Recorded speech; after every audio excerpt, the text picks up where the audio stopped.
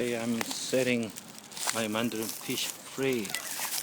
He's gonna get total freedom today. He's known to live in a first grade clean water. I've been keeping it very successfully. So now I'm sending it back to nature. Hopefully it will live happily ever after.